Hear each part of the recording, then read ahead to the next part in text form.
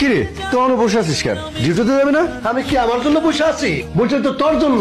লুকমান তো আগেই গেছে গা। তুই কখন খাবি, কখন ডিউটিতে যাবি? আরে খাবো না, একটু পরে তো লাঞ্চ আওয়ার হয়ে যাবো, তখন সকালে নাস্তা দুপুরে খাওয়া একসাথে করবো। আমার কিন্তু 9-6 তুই বুঝাবি না, একদম 9-6 বুঝাবি না। এখন খেয়ে নিবি, তারপরে ডিউটি যাবি।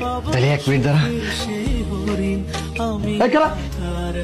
খাবারটা খাওয়ার আগে তুই একটু দেখে খাবি না? তরকারিটা নষ্ট হয়ে গেছে না? আরে মানুষ খাবার খেয়ে কি জন্য কত, কি জন্য?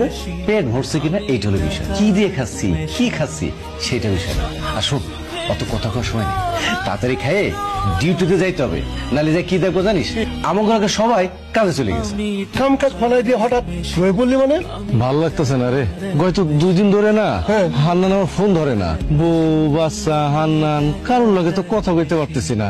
পুরো সবাই যে কেমন আছে, কোনো অসুবিধা হইলো কিনা ভালো লাগতেছে না রে। এই তো কেবল শুরু, একসময় দেখবি তোর সঙ্গে আর কোনো যোগাযোগ হইতেছে না।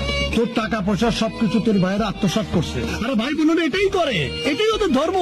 ফোন ধরতেছে না, 2 দিন পরে তোর সঙ্গে কথাও কইব না, তারপরে দেখবি টাকা পয়সার তোর কোনো হিসাবই নাই। সবকিছু তোর ভাইয়েরা বোনেরা আত্মসাৎ করে ফেলাইছে, তার সঙ্গে যোগাযোগই করবো না। তুই আর অন্য ভাইদের লগে না আমার ভাই হান্নানের সাথে তুলনা করবি না।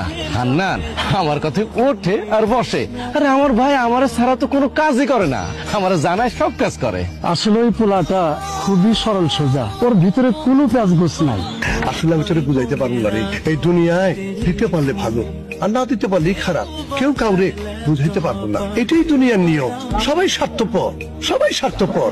সেই জন্য আমিও স্বার্থপর হয়ে গেছি, খাই দাই নিজের মতন করে ঘুরি, মরে গেলে গেলাম না, কেউ কারো চিন্তাও করবো না, ভাবনাও করবো না, আর আমি কারো চিন্তাও করি না। তুই যে কি কস না, তোর কথা আগা মাথা আমি কিছুই বুঝতে পারতেছি না। বাড়ির সবাই কেমন আছে আল্লাহ জানে, তোরা ভালো আছে তো?